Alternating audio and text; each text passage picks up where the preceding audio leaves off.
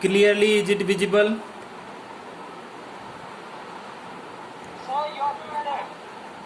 Very good, very good. So that is we are going to study. Yeah, it is muted only. Okay, now is it audible? Everyone is okay, okay, okay. So that is what we wrote. That is photoelectric effect, right? So photoelectric effect, student. What is meaning of understand? Firstly, meaning of the photoelectric effect. So suppose what is meaning of photoelectric effect? This is the metal. Okay. What is metal? That is I am taking that is alkali metal. Alkali metal. Alkali metal. Why I am taking alkali metal? Because they have the low ionization energy. Okay. So what will happen, student, when the light will fall on this? When the light will fall on this, so what it will the metal is having electron on its surface also. All the places there is electron is there. So what will happen, student? This metal electron will absorb the energy of radiation, and what will happen, student? This will electron will eject. Electron will come out. So electron, either you said the electron will be emitted or electron will be ejected. Both the terms are the same term, student. Both the things are term. Means when the light of the suitable wavelength or suitable frequency will fall down on the metal surface, then the electron will be ejected. That phenomena is known as what? Photoelectric effect. This is what the very example, if you are example solar plate. Okay, this is the common example is solar plate. So solar plate, you know, student, what is happening in the solar plate? That is the sun rays are falling on the solar plate, and then electron is getting ejected. Electron is coming out, and this electron is taken in the form of what? Circle wire. Okay, circuit wire, and with the help of this electron the battery get charged. Okay, so this phenomena, photoelectric effect, a solar plate is the best example of the photoelectric effect, in which that is radiation of sun fall on the that is the surface of the solar plate. Then the electron get ejected means electron क्या हो जाते हैं? निकल जाते हैं. जब इस पे रेडिएशन गिरता है, इलेक्ट्रॉन एनर्जी को एब्जॉर्ब करेगा और निकल जाएगा. और जब इलेक्ट्रॉन इसमें से निकल जाएगा स्टूडेंट, जब इसमें इलेक्ट्रॉन निकलेगा, उस इलेक्ट्रॉन को हम लोग क्या करेंगे कि वायर से कनेक्ट करके, इसी इलेक्ट्रॉन को हम लोग वायर से कनेक्ट करके हम लोग क्या कर देंगे, इसको बैटरी से जोड़ देंगे. अब उसके बाद बैटरी हम लोगों की क्या हो जाएगी? चार्ज हो जाएगी. बैटरी जब चार्ज हो जाएगी तो उस बैटरी को जब लाइट आप लोगों का कटता है, लाइट जब कटता है तो that battery will be use for the inverter. Okay, so this phenomena is very very very useful. Now क्या करने जा रहे हैं? फोटो इलेक्ट्रिक इफेक्ट का डेफिनेशन मैं बताता हूं, उसको अंडरस्टैंड करिए. Are you able to understand, student? Are you able to understand this phenomena what we wrote? Yes. Very good. Any radiation, yaar, any radiation, every radiation is having energy. All the radiation will emit, but it depends on what is frequency. Now let us see. Let us the definition. It will be suitable frequency or suitable vibration. If the vibration is very small, nothing will happen. Means that is it should excite the electron. Okay, it should excite the electron. The radiation which can excite the electron, that can only be used. If that cannot excite the electron, that will not be used in the photoelectric effect. Now let us see the definition. The phenomenon of ejection. Ejection का eject करने का मतलब निकालना. Ejection of electron. The phenomenon of ejection of electrons from the surface. कहाँ से? From the surface of metal. From the surface of metal. किस metal की बात कर रहे हैं? From the surface of metal. Bracket में हम लोग लिख सकते हैं कि जो मेटल हम लोग लिख सकते हैं, एल्कली मेटल को जनरली यूज किया जाता है, सीजियम मेटल को, क्योंकि उसकी सबसे कम एनर्जी होती है, ionisation energy. Okay, on the phenomena of ejection of electron from the surface of metal when क्या जा रही है? When light of suitable frequency. देखिए यहाँ पे टर्म यूज हो गया, सुटेबल फ्रीक्वेंसी. अभी आप लोगों ने किसी ने पूछा था ना कि कोई भी लाइट नहीं, सुटेबल फ्रीक्वेंसी की बात कर रहा है. स्ट्राइक क्या करती है कि वो जब फॉल करेगी, स्ट्राइक्स ना कहाँ पे स्ट्राइक करेगी? on the surface of when the light suitable frequency strike on the surface of metal, on the surface of metal, on the surface of metal is called, metal is called, उसी को क्या बोला जाता है, is called क्या, photo electric effect, photo electric effect. ध्यान समझेंगे इसको, इस लाइन को फिर से मैं समझाने की कोशिश कर रहा हूं, आप लोग भी समझने की कोशिश करिए कि क्या मतलब ये बोल रहा है कि phenomena of ejection of electron, diagram के थ्रू भी समझिए इसको, phenomena of ejection of electron, इसको अच्छा अगर डायग्राम बनाएंगे केमिस्ट्री के लैंग्वेज वाला, तो हम दूसरे हिसाब से बना रहे हैं। देखिए इलेक्ट्रॉन, इसका डायग्राम को सपोज करिए कि आपके पास यहाँ पे सोलर प्लेट लगा हुआ है, ये क्या है, प्लेट लगा है, दिस इज, अब ये क्या है, मेटल का सरफेस है, और यहाँ पे क्या हो रहा है कि मान लीजिए एक इलेक्ट्रोड लगा है, और ये वाला हम लोग क्या कर रहे हैं, बैटरी से जोड़ दे रहे हैं, बैटरी, ओके, बैटरी से, हाँ वेट करिए मैं दिखा रहा हूं। तो अब होगा क्या इसमें स्टूडेंट, अब होगा क्या कि जब यहाँ पे रेडिएशन, सुटेबल फ्रीक्वेंसी की रेडिएशन इसमें से निकलेंगी, हाँ जब यहाँ पे सुटेबल फ्रीक्वेंसी की इसके ऊपर सुटेबल फ्रीक्वेंसी का रेडिएशन इसमें गिरेगा, when the radiation of suitable frequency अगर जिसमें गिरेगा, तो ये क्या करेगा, यहाँ से इलेक्ट्रॉन निकल जाएगा। अब ये इलेक्ट्रॉन निकलेगा तो ये क्या करेगा, बैटरी को चार्ज करेगा। तो अब ध्यान से समझिए, ये क्या हुआ, इजेक्शन ऑफ इलेक्ट्रॉन हुआ, क्या हुआ, ejection of electron. Ejection of electron का मतलब इलेक्ट्रॉन का निकलना, थोड़ा सा इंग्लिश समझिए। तो क्या हो गया, द फिनोमिना, फिनोमिना मतलब प्रोसेस, द क्या प्रोसेस है, इजेक्शन ऑफ इलेक्ट्रॉन, इलेक्ट्रॉन का निकलना from the surface of metal, ये कौन सा है, ये मेटल सरफेस है, metal, from the surface of metal, alkali metal ये है। When light of suitable frequency, यहाँ पे कौन सा फाइल कर रही है, ये लाइट कर रही है, सुटेबल फ्रीक्वेंसी स्ट्राइक, यहाँ पे क्या कर रही है, गिर रही है, strike on the surface of metal is called photo electric effect. समझ में आ गया सबको स्टूडेंट, समझ में आ गया सब। Whatever the electron is coming out, that electron is known as photo electron. तो यहाँ पे लिख रहे हैं, क्या लिखेंगे, द इलेक्ट्रॉन, कौन सा इलेक्ट्रॉन, द इलेक्ट्रॉन इजेक्टेड, जो निकल रहा है ना, ejected are, the ejected are क्या बोला जाता है, ejected are called photo electron, इसकी एनर्जी पूछा जाता है, फोटो इलेक्ट्रॉन, जो इलेक्ट्रॉन निकल रहा है उसको हम लोग बोलते हैं फोटो इलेक्ट्रॉन्स, ठीक है, फोटो इलेक्ट्रॉन। मतलब क्या हुआ है, इसका मतलब समझ लीजिए कि यहाँ पे ये मेटल सरफेस है, this is the metal surface.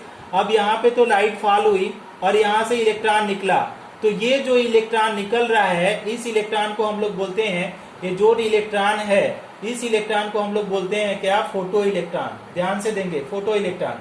अच्छा, दूसरा पॉइंट और भी ज्यादा इंपॉर्टेंट है, इसका दूसरा पॉइंट क्या कर रहा है, the minimum frequency required to eject the electron is called, क्या बोलेंगे, द मिनिमम, कौन सी, minimum frequency, minimum frequency required ना, minimum frequency required to eject the electron, to eject the electron, minimum frequency required to eject the electron, कहां से, eject the electron from the surface of metal, from the surface of metal is called, from the surface of metal is called, metal is called, क्या उसको बोलेंगे, is called threshold frequency, is called threshold frequency ना, उसको क्या बोलते हैं, threshold frequency, ठीक है, इसी को बोला जाता है थ्रीशोल्ड फ्रीक्वेंसी।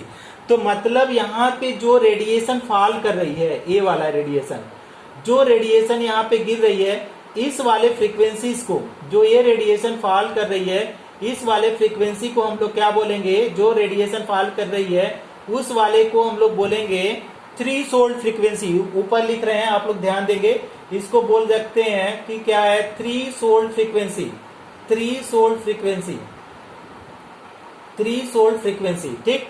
थर्ड पॉइंट, अगर थर्ड पॉइंट की हम लोग बात करें तो थर्ड पॉइंट क्या करेंगे, द फोटो ना, यहाँ पे कर रहे हैं कि जो अपार्ट ऑफ, ठीक है, अपार्ट ऑफ जो फोटो ना, अब जो रेडिएशन की एनर्जी है, apart of energy of, apart of energy of क्या, कौन सा energy, photon energy, photon, photon लिखिए या करिए, फोटोन और रेडिएशन एनर्जी, जो भी आपका रेडिएशन एनर्जी है, जो इसके साथ एनर्जी आ रही है, रेडिएशन एनर्जी वो कहाँ पे ऊंची होती है, अ पार्ट कहाँ पे यूज हो रही है, is used in escaping the electron, कहाँ पे, escaping the electron from, escaping the electron from, कहाँ से इलेक्ट्रॉन को हटा रहे हैं, फ्रॉम अट्रैक्टिव फोर्सेस, जहां पे अब क्या है, सारे इलेक्ट्रॉन क्या है, वो बॉन्डेड है न्यूक्लियस से, तो उसके अगेंस्ट में इलेक्ट्रॉन को स्केप करना, निकालना, that is what is known as, आधा एनर्जी कहां पे हो रही है, इलेक्ट्रॉन को निकालने में, एंड क्या है, रिमेनिंग एनर्जी, क्या है, जो बची हुई एनर्जी है, रिमेनिंग एनर्जी वो कहां पे हो रही है, रिमेनिंग एनर्जी इज यूज, कहां पे यूज हो रही है, use to increase the kinetic energy, मतलब जो इलेक्ट्रॉन निकलेगा उसके हम लोग क्या है, वहां पे काइनेटिक एनर्जी को हम लोग बढ़ाने में यूज करेंगे, काइनेटिक एनर्जी। तो इस वाले पॉइंट को ध्यान से देखेंगे, थर्ड पॉइंट को, कि क्या बोला जा रहा है कि जो फोटॉन्स की एनर्जी है या जो रेडिएशन की एनर्जी है उसका आधा एनर्जी कहां पे हो रहा है, स्कैपिंग में, स्कैपिंग हो रहा है, और दूसरा एनर्जी जो हो रहा है वो कहां पे, हम लोग का दूसरा एनर्जी जहां पे हो रहा है उसको बोल रहे हैं हम लोग कि दूसरा रिमेनिंग जो एनर्जी है वो काइनेटिक एनर्जी को इंक्रीज करने में हो रही है। हेलो, क्लास ले रहे हैं। दूसरा जो एनर्जी हम लोग को यूज जो हो रही है वो कहां पे, काइनेटिक एनर्जी को इंक्रीज करने में यूज हो रही है। को मैं समझा रहा हूं आपको कि जो हमारे पास जो है रेडिएशन की एनर्जी आ रही है, इस तरीके से रेडिएशन है, ठीक ना। अब रेडिएशन को समझो कि ये जो रेडिएशन की एनर्जी है, ये जो रेडिएशन की एनर्जी है, रेडिएशन की ये जो सारी एनर्जी है, ये जो सारी एनर्जी है, ठीक। अब इस एनर्जी को क्या करेंगे, ये जो रेडिएशन की एनर्जी है, इस रेडिएशन को जो एनर्जी है, ये बोल रहा है कि दो पार्ट में यूज होगी, कहां पे, ये जो पहला पार्ट एनर्जी होती है, तो अब हाफ पार्ट, ऐसे समझो, हाफ पार्ट तो नहीं होता है, मतलब हम ऐसे लिख रहे हैं, हाफ पार्ट इज यूज, कहां पे यूज हो रहा है, half part is use to escape the electron, electron को निकालने में, स्कैप द इलेक्ट्रॉन को निकालने में होगी हाफ पार्ट। और दूसरा हाफ पार्ट की अगर बात करें, दूसरे हाफ पार्ट की अगर बात करें, तो दूसरे हाफ पार्ट की अगर बात करें तो दूसरा पार्ट में हम लोग क्या यूज होगा कि कहां पे, to increase the kinetic energy, to increase the kinetic energy, to increase the kinetic energy, क्या बोलती है, to increase the kinetic energy, kinetic energy को इंक्रीज करने में यूज होता है, ठीक। ये चीज आप समझो। अब इसको समझो, अब मान लो कि हमारे पास एनर्जी कितना है, फोटोन की एनर्जी कितना है, ई है, ठीक। अब इसको क्या बोल रहा है कि अगर स्कैप करने में, स्कैप करना मतलब डिस्प्लेसमेंट किया जा रहा है, तो मतलब क्या हो गया, डब्लू, अब प्लस, अब दूसरा वाला पोर्शन क्या है, काइनेटिक एनर्जी, तो के आई लिख सकते हैं, काइनेटिक एनर्जी। अब देखो, डब्लू का मतलब हुआ, इसको बोलते हैं वर्क फंक्शन, डब्लू का मतलब होता है ये वर्क फंक्शन। अब वर्क फंक्शन का क्या है, इसको लिखते हैं डब्लू इक्वल टू, इसको बोलते हैं एच म्यू नॉट, ओके। या इसको वर्क फंक्शन को ऐसे भी बोला जा सकता है कि इसको बोला जाता है थ्रीशोल्ड फ्रीक्वेंसी, थ्रीशोल्ड फ्रीक्वेंसी, ठीक है, क्योंकि इसी थ्रीशोल्ड फ्रीक्वेंसी पे ही इलेक्ट्रॉन निकलता है, इससे पहले नहीं निकलेगा। तो डब्लू इक्वल टू कैसे लिखा जाता है, एच म्यू नॉट, ठीक है। एच म्यू नॉट का मतलब ही होता है कि ये थ्रीशोल्ड फ्रीक्वेंसी, कि ये थ्रीशोल्ड फ्रीक्वेंसी होता क्या है एक्चुअल में, मैं लिखवा देता हूं कि थ्रीशोल्ड फ्रीक्वेंसी मिनिमम एनर्जी है, मिनिमम फ्रीक्वेंसी है, मिनिमम फ्रीक्वेंसी है जो किसी इलेक्ट्रॉन को निकालने की जरूरत पड़ेगी, जो एक पॉइंट में, फर्स्ट या सेकंड पॉइंट में मैंने बताया था कि ये थ्रीशोल्ड फ्रीक्वेंसी। तो डब्लू का मतलब क्या होता है, या तो वर्क फंक्शन लिखो या तो थ्रीशोल्ड फ्रीक्वेंसी। अब देखो, इस पॉइंट को इस वाले इक्वेशन में लिखो, this equation number 1 and this is the equation number 2, ये सिंस करके लिख रहे हैं। अब देखो, थर्ड पॉइंट का मैं इरेज कर रहा हूं, part of energy of photon और radiation energy is used in escaping the electron from the attractive forces and remaining energy is used to increase the kinetic energy। अब देखो, काइनेटिक एनर्जी है और ये स्कैपिंग है, स्कैप करने में जो वर्क लग रहा है, अब देखो इसको हटा रहे हैं, अब इसी में डेरिवेशन करा रहे हैं आप लोगों को। डब्लू की जगह पे हम लोग क्या लिख सकते हैं, कोई बताएगा, डब्लू की जगह एच म्यू नॉट, तो ई इक्वल टू हम लोग लिख रहे हैं क्या, H mu not plus kinetic energy, ठीक, ये आ गया आपका। अब देखो, अब अकॉर्डिंग टू आइंस्टीन के इक्वेशन बताओ, तो आइंस्टीन का इक्वेशन क्या बोल रहा था, आइंस्टीन का इक्वेशन क्या बोल रहा था, आइंस्टीन इक्वेशन ये बोल रहा था कि आपका जो एनर्जी होता है किसके पार्ट में होता है, छोटे छोटे पैकेट्स के फॉर्म में होता है। तो उसको हम लोग क्या लिखे थे, ई प्रोपोर्शनल टू क्या बोल रहे थे, म्यू के फॉर्म में। या तो ई इक्वल टू, अगर प्रोपोर्शनलिटी साइन हटा दें तो क्या बन रहा था, एच म्यू बन रहा था। ये सबको पता है कि नहीं, ये मॉर्निंग में हम लोगों ने पढ़ा था, E equal to H mu. Yes या no students, is it okay?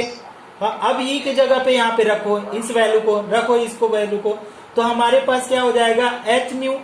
तो एच म्यू इक्वल टू क्या हो जाएगा, एच म्यू नॉट प्लस क्या हो जाएगा, kinetic energy. H mu not plus क्या हो जाएगा, काइनेटिक एनर्जी। ठीक, अच्छा अब हमको क्या करना है, अब इसको देखो, अगर इलेक्ट्रॉन का काइनेटिक एनर्जी निकालना है आपको, तो इसको क्या कर सकते हैं, काइनेटिक एनर्जी इक्वल टू, हम लोग क्या लिख सकते हैं, काइनेटिक एनर्जी इक्वल टू, देखो ये उस साइड चला जाएगा तो क्या हो जाएगा, एच म्यू माइनस क्या हो जाएगा, h mu naught. Kinetic energy equal to H mu minus h mu naught. Kinetic energy equal to H mu minus h mu naught. This is our equation. ठीक, समझ में आ गई बात ये वाला? yes, अच्छा, अब इसका एक स्क्रीनशॉट लो, क्योंकि इसके आगे भी डिटेल फिर से समझाऊं कि हो गया, समझ में आ गया? क्या क्या पूछ रहे हो यार? थोड़ा कॉमन से पहले एक और चीज देखो, क्या देख सकते हैं कि म्यू इक्वल टू क्या हो जाता है, ये इनवर्सली प्रोपोर्शनल, ये क्या होता है, mu equal to c by lambda होता है कि नहीं? Mu equal to c by lambda हम लोगों ने देखा है कि नहीं, mu equal to c by lambda सबको पता है। फ्रीक्वेंसी इक्वल टू क्या है, सी बाई लेमडा। यस या नो? दिस इक्वेशन आप लोग को, हाँ, जब हम लोग वेवलेंथ और फ्रीक्वेंसी पढ़ रहे हैं तो यहाँ पे था, सारा कोरिलेट करने के लिए आपको 1,00,000 बार पढ़ना पड़ेगा केमिस्ट्री में। इसीलिए मैंने एक्स्ट्रा क्लास लेके पढ़ा रहा हूँ कि एक साथ ज्यादा गैप ना हो तो आपको समझ में आए। तो इसको 1000 बार पढ़ो, जो हम लोग वेव नेचर से चालू किए हैं, वेवलेंथ, वेव है ना, वेवलेंथ हो गया, फ्रीक्वेंसी हो गया, एम्पलीट्यूड हो गया, है ना, वेव नंबर हो गया, उसको यहाँ रिलेट करो तभी समझ में आएगा। अब देखो काइनेटिक एनर्जी में, देखो काइनेटिक एनर्जी, तो काइनेटिक एनर्जी तो क्या हो गया, एच कॉमन रहने दो। अब क्या हो जाएगा, एच म्यू की जगह क्या लिखेंगे, सी बाई लेमडा कर सकते हैं, सी बाई लेमडा माइनस, अब फिर एच हो जाएगा, एच तो अपने जगह, म्यू नॉट की जगह क्या है, सी बाई क्या है, लेमडा नॉट। ये दूसरा इक्वेशन बढ़ा, ये एक और इक्वेशन बन गया। ठीक, अब इस इक्वेशन में हम लोग और भी कुछ कर सकते हैं। जैसे एक स्टूडेंट ने बोला कि सर कॉमन है, तो कॉमन निकाल दो, के ई इक्वल टू, हम लोग क्या करते हैं, एच कॉमन ले लो, तो आपका क्या हो जाएगा, एच सी कॉमन हो जाएगा, तो क्या हो जाएगा, 1 बाई लेमडा हो जाएगा, माइनस क्या हो जाएगा, 1 बाई लेमडा नॉट। ये सारी वैल्यू लेमडा नॉट की वैल्यू दी रहेगी क्वेश्चन में, अभी क्वेश्चन कराते हैं आप लोगों को। ठीक, ये हो जाएगा। या अगर दूसरा लिखना चाहें तो आप यहाँ पे अभी जो इक्वेशन था उसको भी और ये भी लिख सकते हैं कि काइनेटिक एनर्जी इक्वल टू, जो आपका आएगा एच बाहर कर दो और आपका म्यू माइनस क्या हो जाएगा, म्यू नॉट, जो ये स्टूडेंट किसी ने बोला था। अब बताओ इसमें क्या है, अब देखो ये क्या है, ये है वेवलेंथ, वेवलेंथ ऑफ क्या है, इसको बोलेंगे वेवलेंथ ऑफ रेडिएशन। कौन सा रेडिएशन, रेडिएशन जो फॉल कर रही है, फॉलिंग जो फॉलिंग ऑन मेटल, ऑन क्या है, वो फॉलिंग है, फॉलिंग ऑन मेटल सरफेस, उसका है। अच्छा, अब क्या है दूसरा चीज, लेमडा नॉट की अगर बात करें, लेमडा नॉट की, तो लेमडा नॉट को अगर बोला जाए इस डेफिनेशन में तो क्या हो जाएगा, वेवलेंथ ऑफ थ्रीशोल्ड। ओके, किसके लिए बात कर रहे हैं, अगर इसका बात करें लेमडा नॉट की, तो आपका वेवलेंथ ऑफ थ्रीशोल्ड रेडिएशन ऐसे बोल सकते हैं। ठीक है, लेमडा नॉट को अगर हम चेक कर रहे हैं कहीं, उसको कैसे बोलेंगे कि वेवलेंथ ऑफ, हम लोग बोल रहे हैं वेवलेंथ ऑफ थ्रीशोल्ड वेव, या तो थ्रीशोल्ड, जो भी आपका थ्रीशोल्ड फ्रीक्वेंसी वेव्स, ये सब दिया रहेगा आपके थ्रीशोल्ड फ्रीक्वेंसी वेव, तो उनका हो जाएगा। और आपका ये है क्या है, थ्रीशोल्ड फ्रीक्वेंसी, म्यू नॉट की अगर बात करें तो यहाँ पे क्या हो जाएगा, ये थ्रीशोल्ड फ्रीक्वेंसी, इसको बोलते हैं थ्रीशोल्ड, क्या बोलेंगे, फ्रीक्वेंसी। ठीक, अब आपका थ्रीशोल्ड फ्रीक्वेंसी, और म्यू की बात करें तो ये तो नॉर्मल फ्रीक्वेंसी है, ये आप लोगों को पता ही है फ्रीक्वेंसी। और चीजें तो इसमें ऐसा चीज है नहीं कि प्लांक कांस्टेंट आपको पता ही है, और जो वैल्यूज है सारे सबको पता है। समझ में आ गया सबको कि किसी को अभी भी प्रॉब्लम है? Anyone is having any doubt students? Take a screenshot, take a screenshot, take a screenshot students. ले लिया? क्वेश्चन को करते हैं। क्वेश्चन अच्छा सा क्वेश्चन है, मजेदार क्वेश्चन है, उसको करो। ठीक है, अब ये क्वेश्चन को मैं यहाँ पे लिख रहा हूं, आप लोग भी लिख सकते हो क्वेश्चन को। क्या क्वेश्चन है? द थ्रीशोल्ड फ्रीक्वेंसी, है ना, threshold frequency for a metal दिया है। क्या दिया है कि हम लिख सकते हैं the threshold frequency, the threshold frequency क्या है? थ्रीशोल्ड फ्रीक्वेंसी किसका? द थ्रीशोल्ड फ्रीक्वेंसी ब्रैकेट में mu naught for a metal, for a metal किसके लिए?